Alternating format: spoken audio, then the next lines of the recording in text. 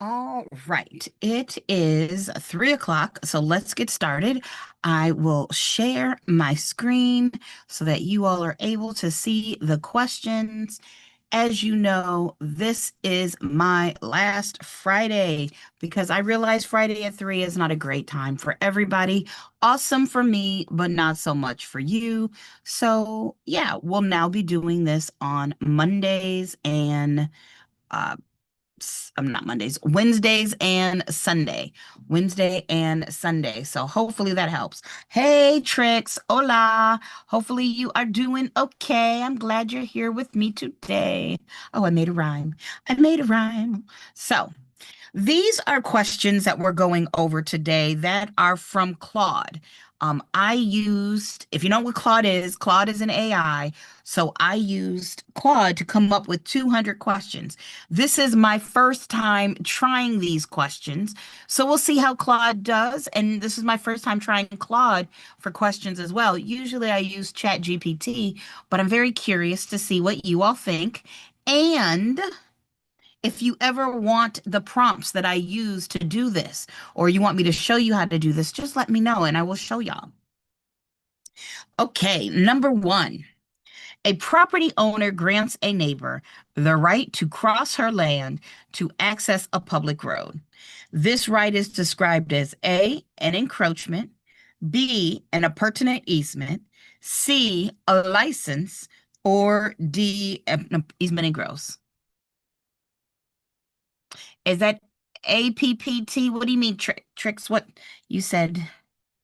You said it's APPT. Did you mean Chat GPT?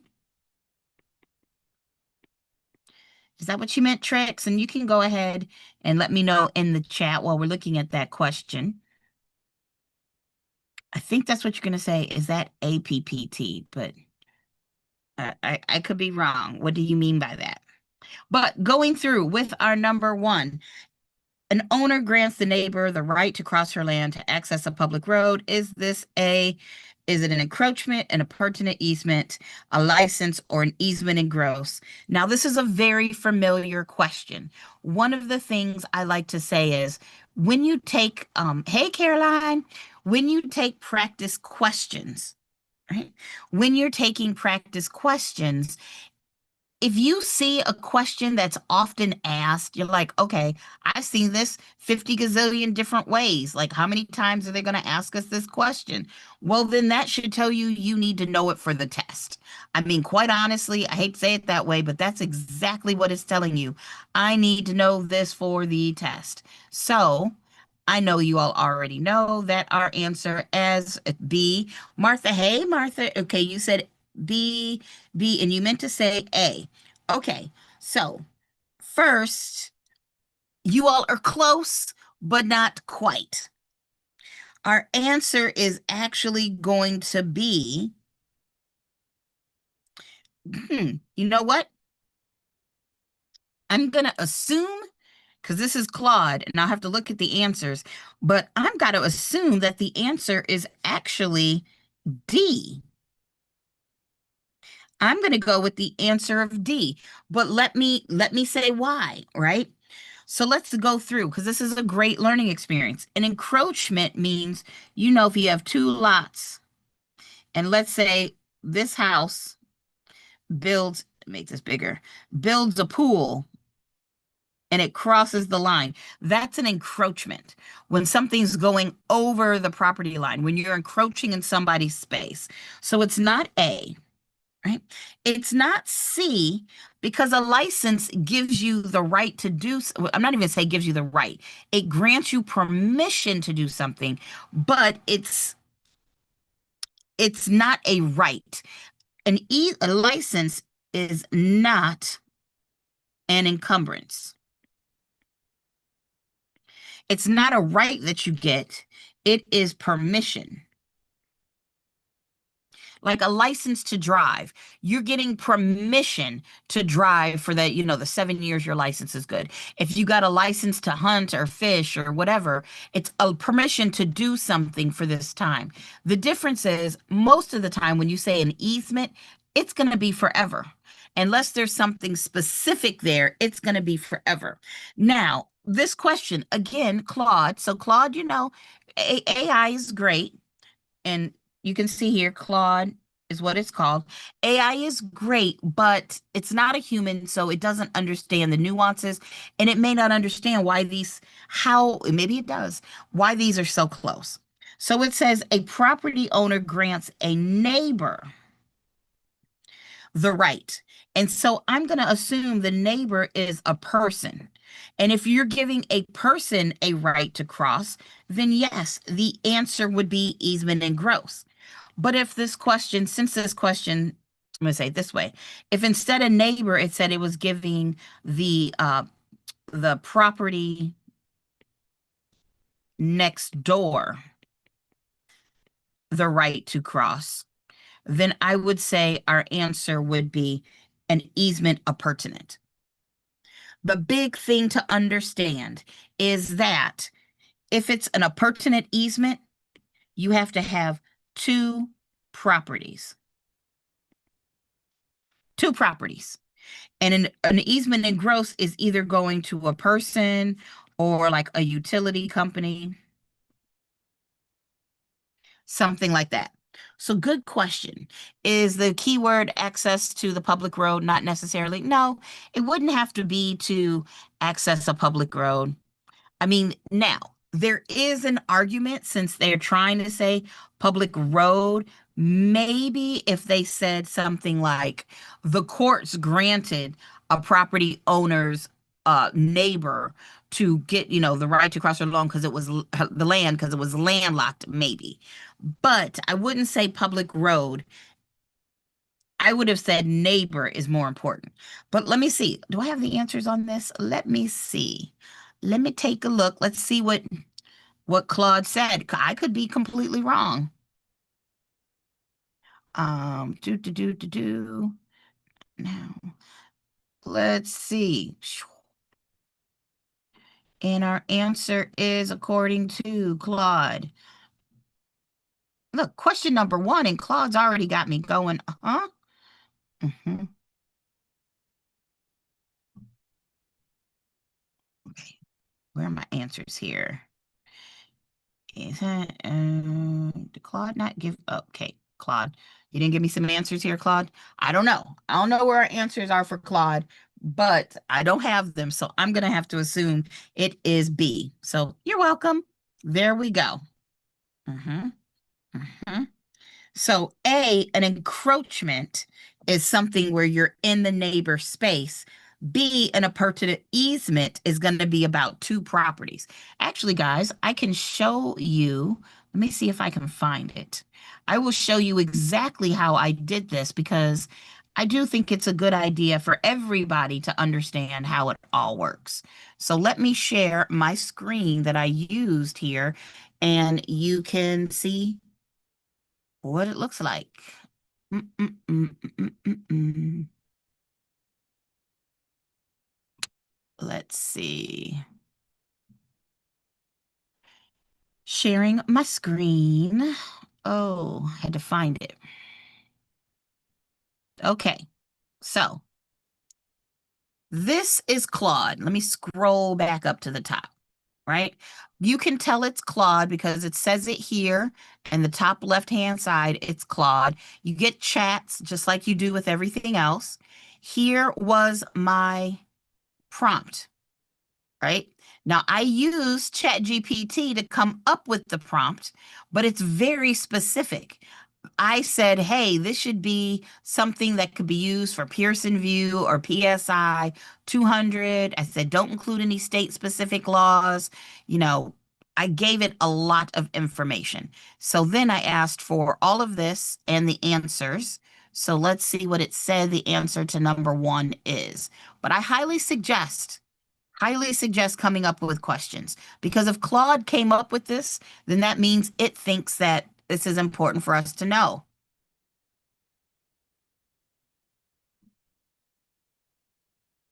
Oh, it said easement appurtenant because it benefits an adjacent property, right? So even though I would say it says D, an easement in gross benefits a person or an entity rather than an adjacent land.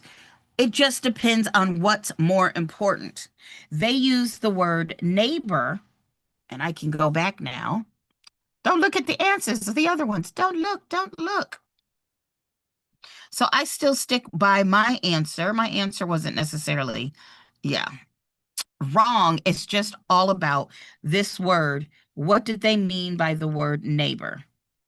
Claude meant the property. I was thinking the person. So still the right information I'm giving you. We just have to go there and take a look at it.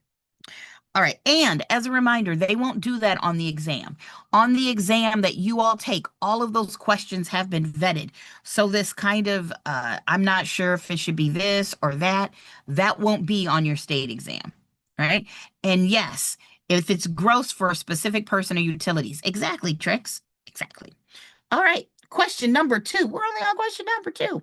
Which of the following is considered a freehold estate? An estate for years, a periodic tenancy, a life estate, or a tenancy at sufferance?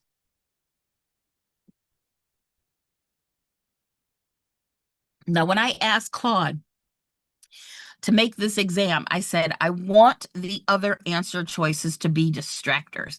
I want them to be other vocab words. So when I go through this, oh, okay. So Caroline, you said C. You said C, a life estate. I don't know that. And I like that answer because you got it exactly right. Martha, you got it right too. I see you because life estate is going to be the only freehold estate. We've got the estate for years, the periodic tenancy, and the tenancy at sufferance. Those are all non-freehold, otherwise known as a leasehold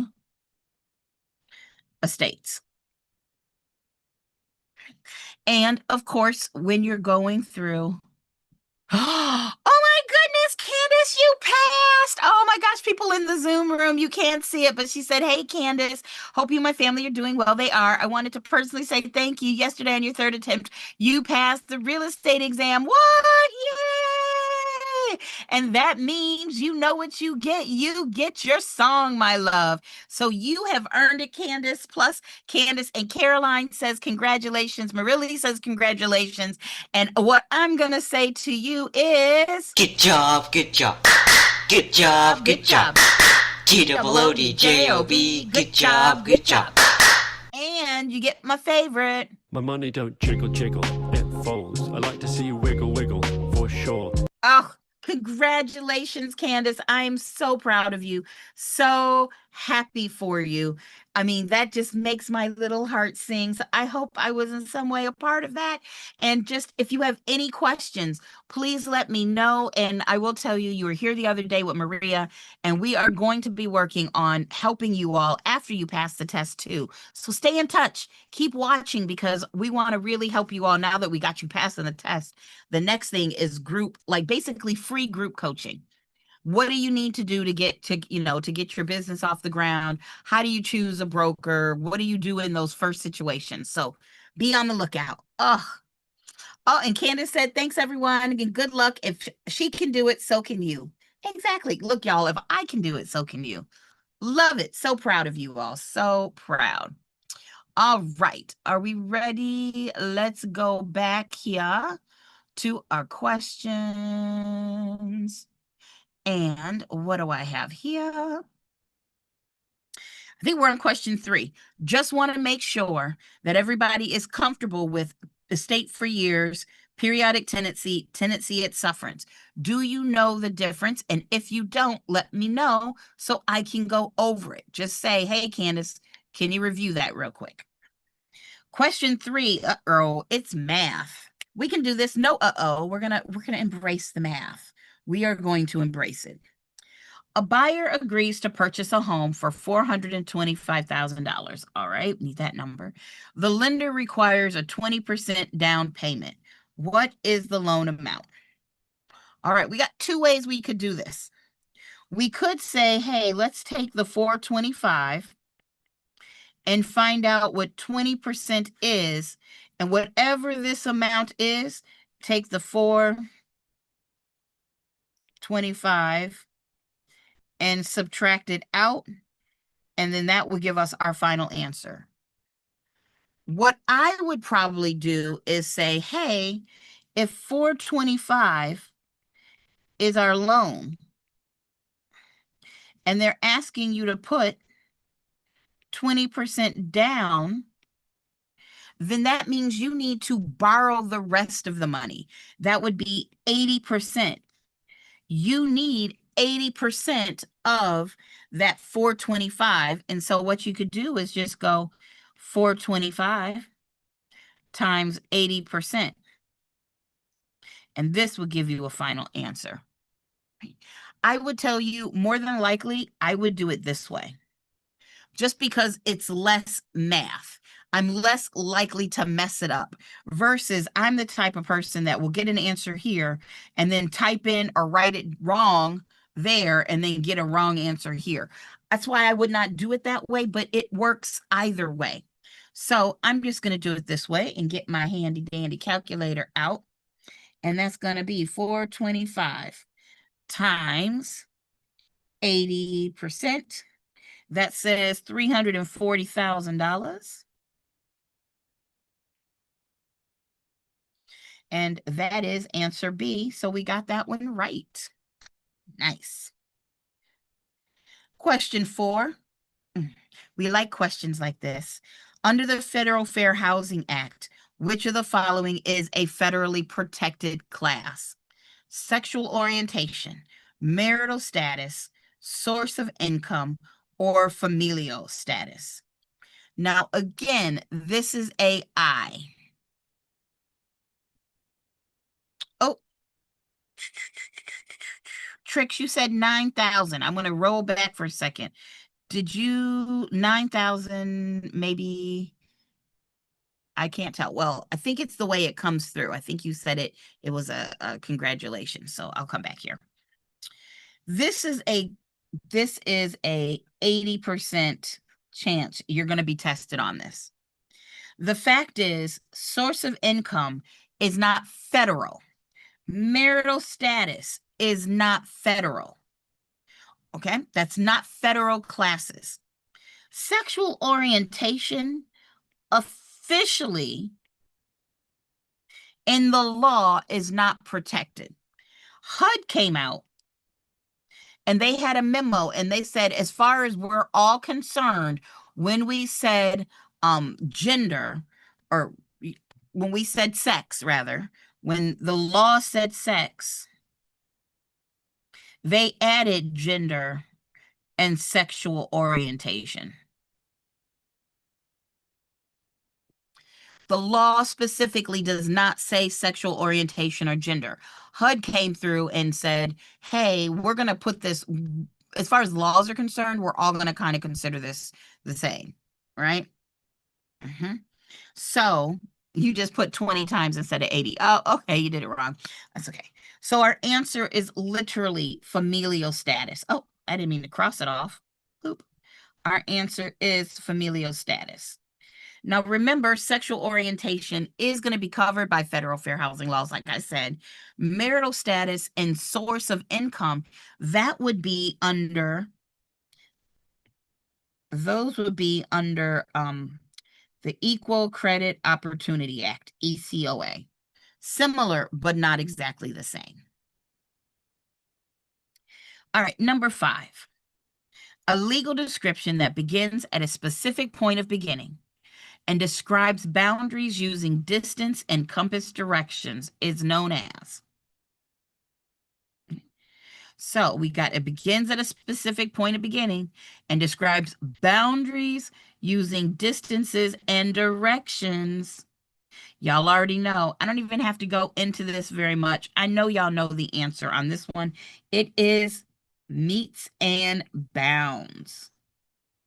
Right? Meets and bounds. All right.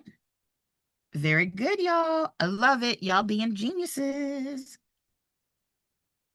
Question 6. Which fiduciary duty requires an agent to act in the client's best interest at all times? Which fiduciary duty requires an agent to act in the client's best interest at all times? Now, all of these are fiduciary duties: obedience, loyalty, disclosure, accounting. So in this case, knowing your acronym OCAR doesn't really help you. You need to know what they all mean. Now, Caroline, you said C. But I think that was for the last question. Pretty sure you were saying C for the last question. Yep, for 6, Maril, you're saying B. And let's see. Martha, you're saying B. And Caroline, yep, you said that was for the last question. And I already know that you know the answers, B. I know this because y'all are my geniuses. Boop. Now, I want to just remind you, when you get to your exam, especially since you all have been doing practice questions with me, this is a legitimate question. Don't freak out when you get to the exam like, oh my God, are they trying to trick me? No, y'all just know what you're doing. Take the easy wins and run with it. That's what I say. Okay. Question seller. Question 7. A seller lists a property with broker A. Broker B brings a buyer who purchases the property. In this transaction, broker B is most likely acting as. So broker B brings a buyer who purchases the property. In this transaction, broker B is most likely acting as A, a subagent of the seller, B, a dual agent, C, a buyer's agent, or D, a transaction broker. Okay. Caroline, you're saying C.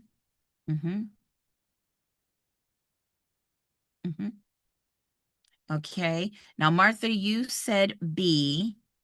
Now, I'm going to say it's not B, but let's talk about why. Because we're talking about the broker. Broker A and broker B means it's 2 different brokers, right? 2 different brokers. And since we're doing this nationally, we're assuming that's like 2 different companies. And we know dual agency is 1 broker that's representing buyer and seller. So that would not be that one. But it's okay. We catch those, right? So it's not B. Trick says buyer's agent. All right. And Caroline, you said buyer's agent. And yes, the answer is buyer's agent, but you were between A and C.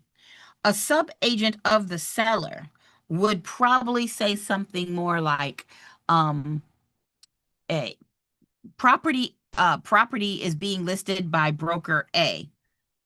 Another company working underneath broker A finds a seller, a buyer, and will be working also on behalf of that seller. You get what I'm saying? Like, it's weird.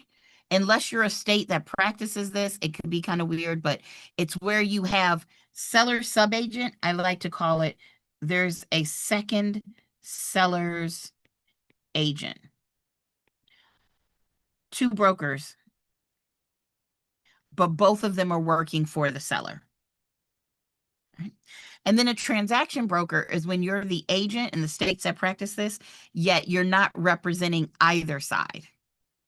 So that wouldn't be our answer either. But good question. That's okay, Martha. Agency, it is. It doesn't say that it's in the same transaction. I think when they said in this transaction, and so it says the seller lists a property and the B brings a buyer who purchases the property. So in that transaction, so they were trying to make that clear. It's all in one transaction.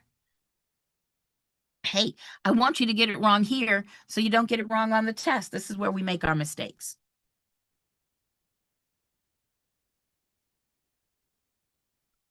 All right. Question 8.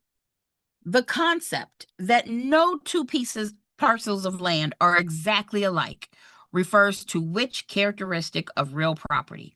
Ooh. Mhm.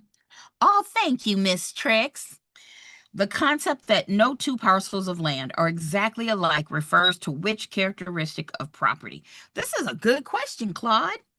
All right, Claude, I see you busting out with some good questions.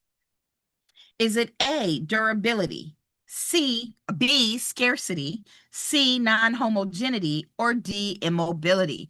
All right, Caroline, you said C. Right. Amani, hello, Amani, you said C. Martha, you said B. Okay, well, let's break this down. We know durability means it's hard. I'm not going to say you can't, but it's hard to destroy. I mean, if we're talking about land, how are you going to destroy it? I mean, once you get rid of the vegetation, you're going to burn it. I mean, the dirt doesn't really burn unless it's like molten lava, right? Then you've got like you could blow it up, but then you're basically just displacing it. Land is pretty durable. So that's not what we're talking about here. That's not our answer. Scarcity means there's not an unlimited amount of land. There is not an unlimited amount of land. It's scarce. So that's why you would pay a lot more for a quarter acre in New York City than you would in the middle of Oklahoma or Montana. Because if you're in the middle of Oklahoma or Montana, pick a quarter acre. We got quarter acres everywhere. New York City, not so much. So because it's scarce, that's one of the economic principles or a principle values of land, I should say. It's not scarcity, which gets us down to non-homogeneity or immobility. Well, immobile means that you can't move it around. You can't move it around. You can't just, I mean, the example I give is I remember when a friend's kid went to the beach and then they're like, I brought you the beach back. I brought you the beach back. Girl, child, you brought me a handful of sand. You didn't actually bring the beach, and that's okay. Our answer is non-homogeneity. Now, non-homogeneity is one of these words that has definitely got some synonyms that we need to know. So let me get to my synonyms list here and let's find it. Boo, boo, boo, boo, boo. I don't know what page it's on. Agency, closings, constructions, contracts, environmental, finance, general. Ah, here we go.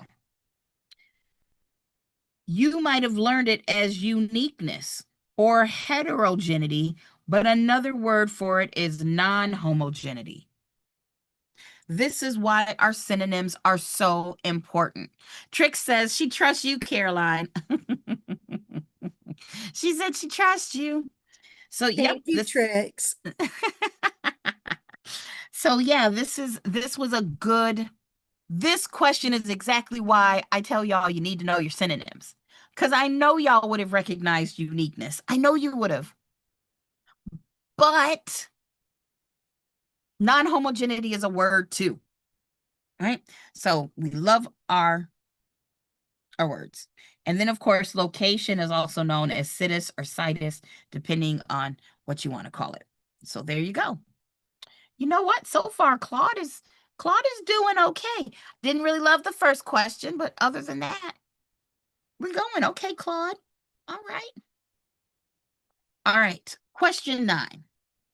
A contract that appears valid, but may be rescinded by one of the parties due to circumstances such as undue influence is classified as I just had a thought. Sorry. A contract that appears valid but may be rescinded by one of the parties due to circumstances such as undue influence is classified as A, void, B, voidable, C, unenforceable, or D, executed. Oh, silky now. This is a good one too. This is a good question. All right. Marilla, you said B, voidable. Martha, send me an email. Martha, here is my email address.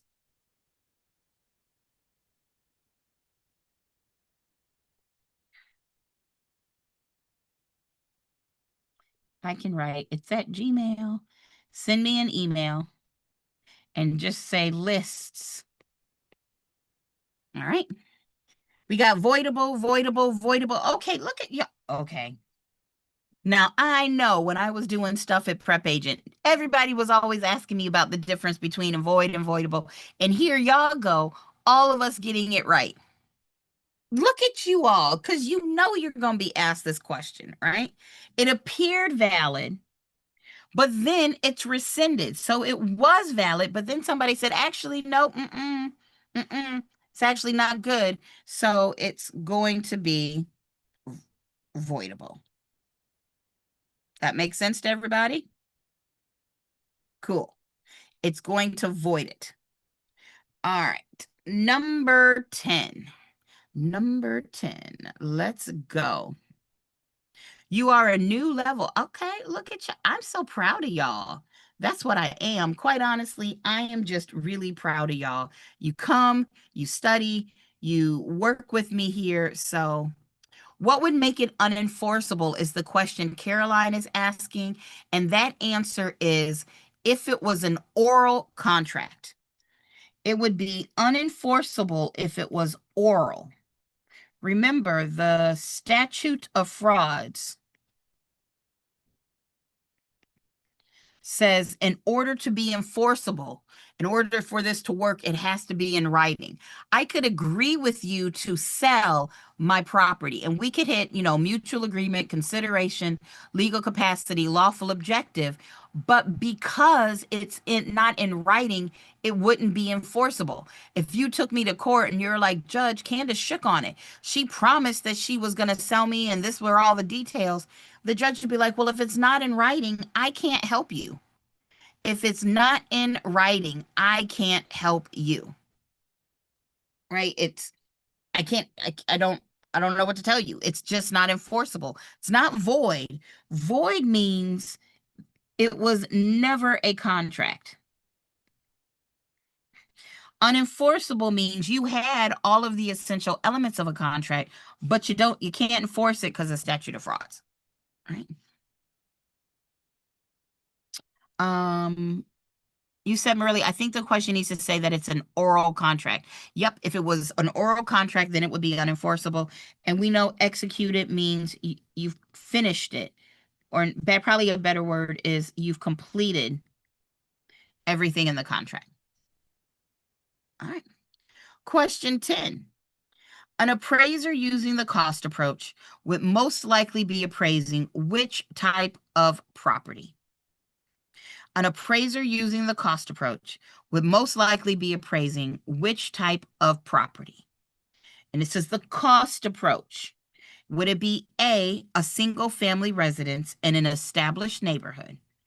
B, an apartment building with strong rental history? C, newly constructed public library? Or D, vacant land zoned for commercial use? All right, so let's look at this. Now, we got Marily saying C.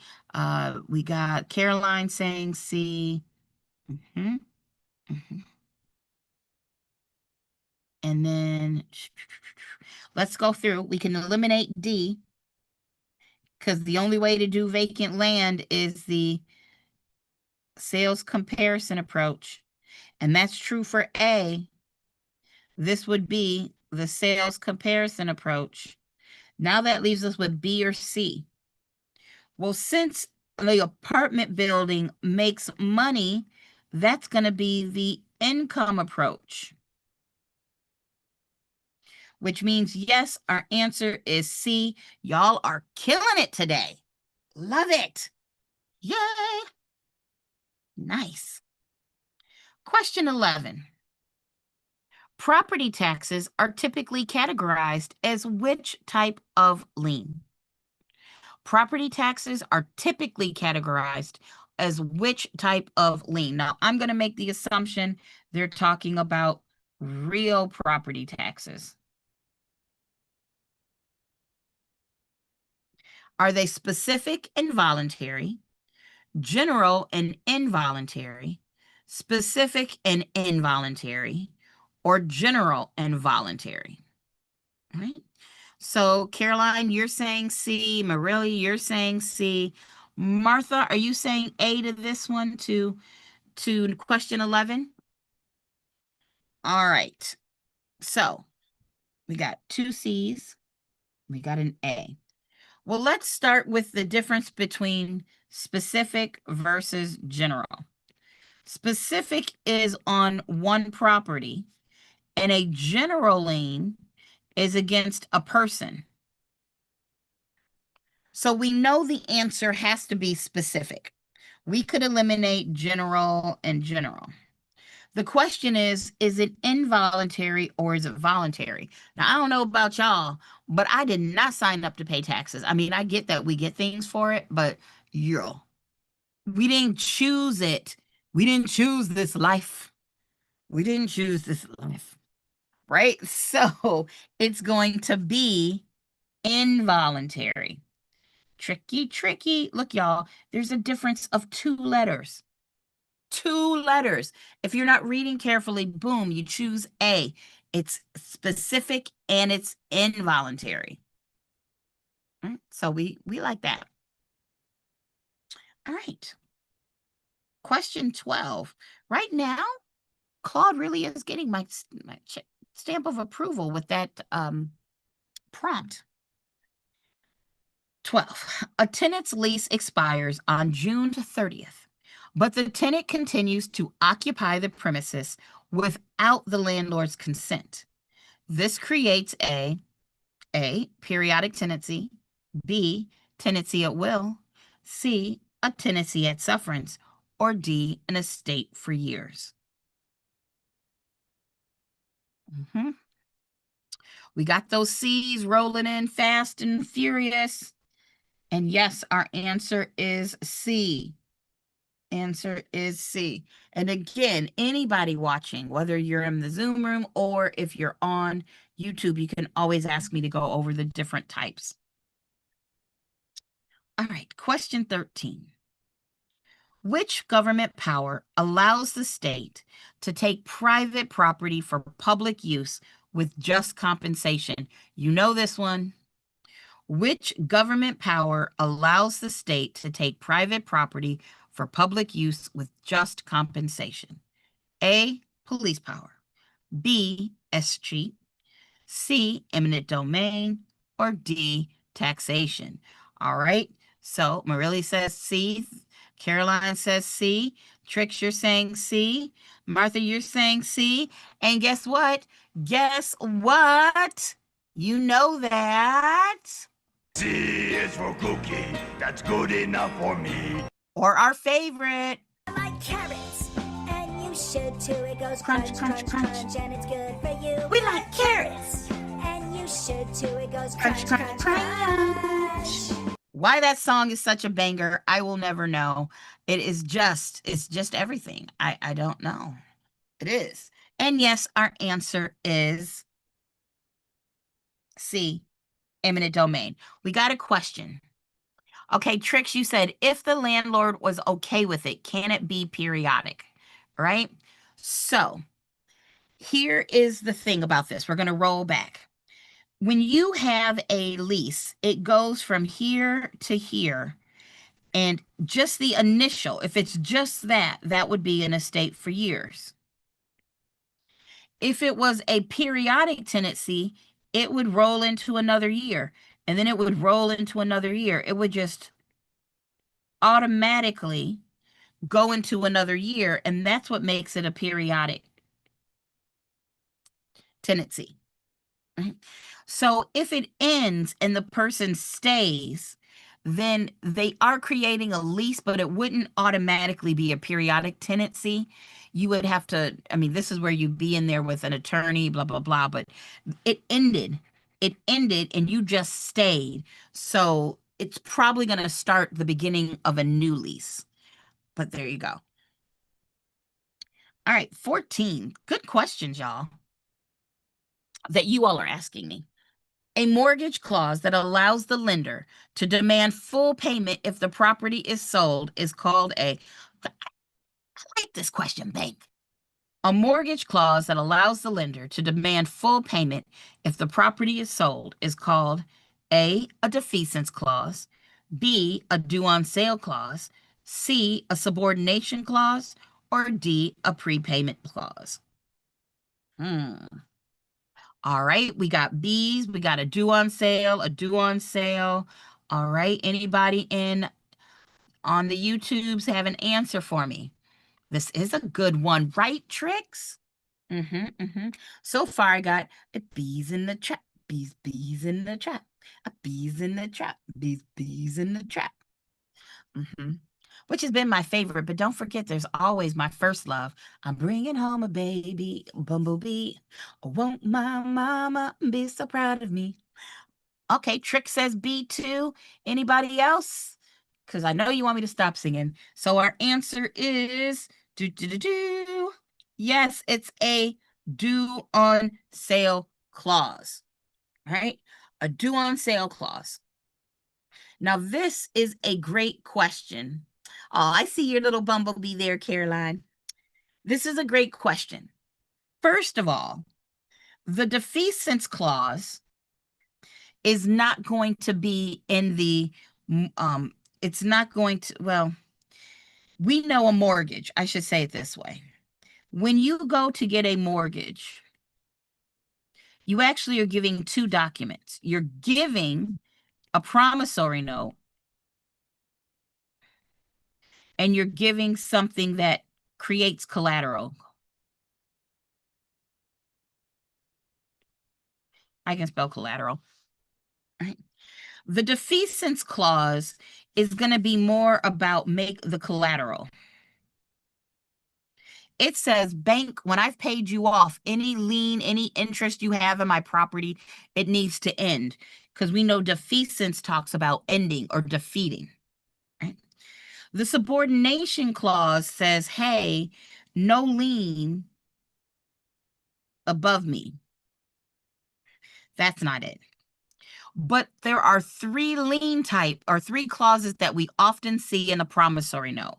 The due on sale clause, which you all just, you know the definition of that. The prepayment penalty clause. And then we've got the last one, the alienation, or otherwise known as the due on sale clause. The due on sale clause. Oh, look at Tricks knowing it. I see y'all. So good job. And remember, both of these, both B and D, are about give me all the money now. The difference is why all the money is owed. Due on sale, might as well finish that thought. Due on sale is because you actually hold the presses. Skirt.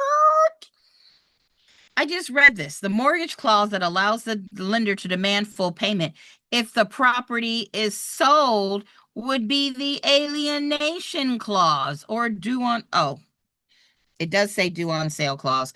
Hello, I'm losing my mind. What's the one I'm missing? You got the due on sale, which is the alienation. This is actually B. I'm losing my mind. You got the due on sale, you got the prepayment penalty, and then you have the, what am I forgetting, y'all? There's a third one. What is the third one? Okay, when we can't think of it, we go to the cheat sheet. We go to the cheat sheet. Oh, losing my mind. Let's see. We got our clauses. Acceleration clause. That's what I was forgetting. The acceleration clause. This is why I like to have a cheat sheet, so I can find what I'm looking for. I wasn't paying any attention. So the alienation or due on sale clause, and then 3 is the acceleration clause. Accelerate. Okay, I don't remember how to spell acceleration. You know, the more I use, is it 2 L's? The more I use AI, the more I can't space stuff. It's 2 C's. So 2 C's. I did it right. Acceleration. Boop. All right. acceleration clause. And we know this is because you sold. Stop it. Okay, computer, pull it together. Pull it together. Stop being a poopy head. This is because you sold the property, and this is because you didn't pay. There we go. I got this. Yes, tricks, acceleration. You got it. All right. 15. The principle of substitution states what? The principle of substitution states is it A, the value of a property is influenced by nearby properties. B, a buyer will not pay more for a property than the cost of an equally desirable substitute. C, the highest and best use determines the maximum value. Or D, value changes over time due to economic conditions. All of those are principles of value, but which one is the principle of substitution? That is our question. What are we thinking? All right, we got 2 B's from the Zoom room. Got 2 B's from the Zoom room. Let's see what we got going on YouTube. What are we thinking in the use of the tubes? Do, do, do, do, do, do, do, do. Why is it just me, or is there always a song in your head? Is that just part of my ADHD? I don't know. So yes, our answer, as Tricks agreed with them, is B. A buyer will not pay for a property more than the cost of an equally desirable substitute. Now, can we give what the actual words are for the other answers? These are other principles, but can you identify what those principles are? Like, what's the name of it? The fact that value changes over time due to an economic condition is the principle of what?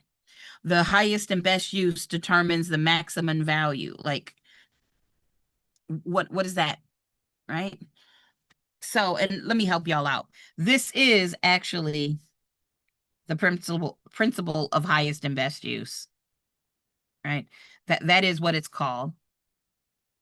The next one is change. I mean, the principle of, change, just like life, everything changes. They're trying to say value changes. So what's this one then? The value of a property is influenced by nearby properties. Okay. So when we look at that, let's go on down to appraisals on our sheet. Here are your principles of value. Now I've got highest and best use by itself because it's so important up there. Okay. So which could it be? I would say, depending on what we're talking about, it's either going to be progression or regression, right?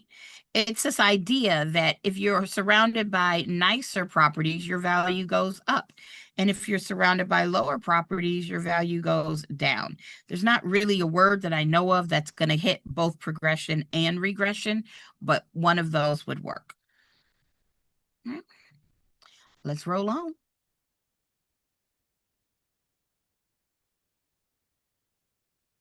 Oh, comparison. Well, so sales comparison, and I see that in the Zoom room, they said, oh, is this comparison? And no, it's not. Let me show you why. These are our principles of value, right? And comparison is about approaches to value. So let me kind of do this here. This says approaches to value. We know as an appraiser is trying to find the value. There's 3 different ways they can do this. Our principles of value is basically saying, what is something, how do we describe, Like a principle of gravity is what comes up must come down. I mean, it's this idea. It generally works this way.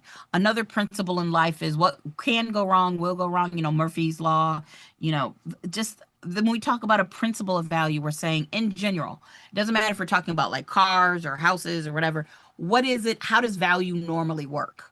Like usually if something is high in demand and there's not a lot of it, then there's supply and demand. Then normally the way it works is that value is going to go up. That's not 100% true all the time, but that's how it usually works. So that's why it's not comparison. These are our principles of value, and this is an approach to value.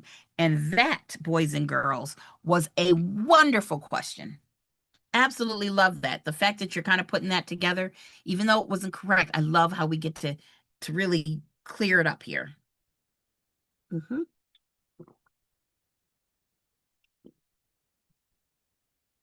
Claude gets 2 stars for this question, babe.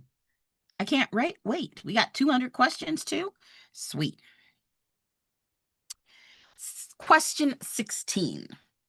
A seller accepts an offer and signs the purchase agreement. At this point, the buyer holds. A seller accepts an offer and signs the purchase agreement.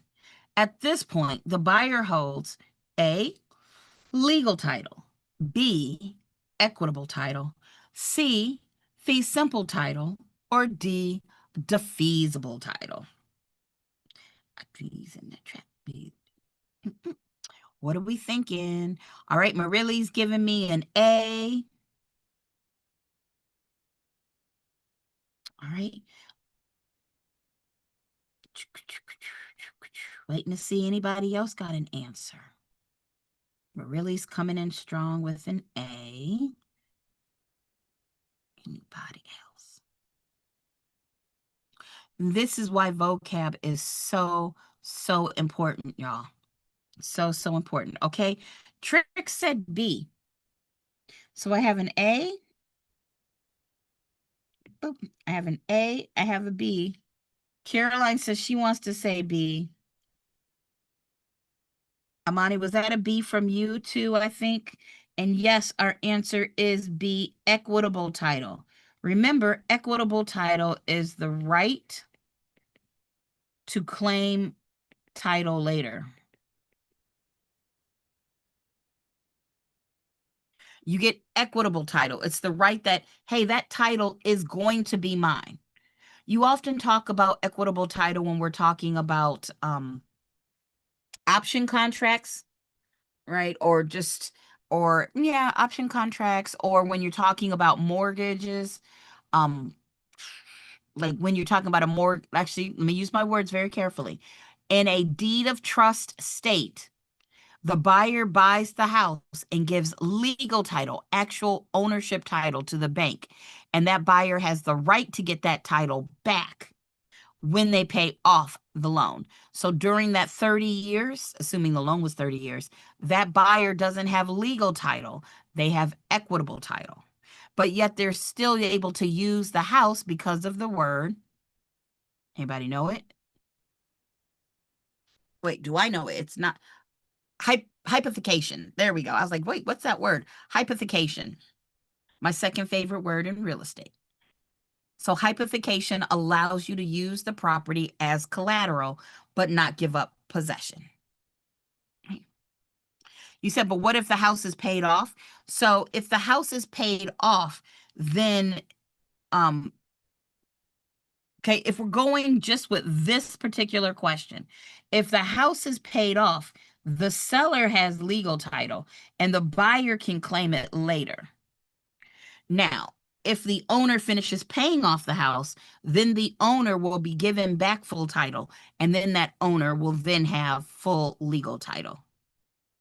Right? Very good. Very good. All right, y'all. I have a 4 o'clock, so I need to go right on time, but I'm liking this. But in this case, for the question, you will assume it's not paid off. Yeah. So, and it asks, remember, it asks for what the seller has. If it asks for the seller, it would be legal title. It asks for buyer. So, I'll be back on Sunday, And I'm liking these questions. And again, email me if you want me to share with you the prompt I used, because chances are it would come up with slightly different questions for you. But the prompt for AI and getting these so helpful, because I don't want you to have to wait for me, and I don't want you to necessarily have to pay tons of money just to get practice exams. So guys, I'm out. I'll see you next time. Have a good weekend, and I'll see you on Sunday, 5 p.m. Eastern. Bye, everybody. Bye, Candace. Thank you. You have a great Bye, Miss weekend as Caroline. well.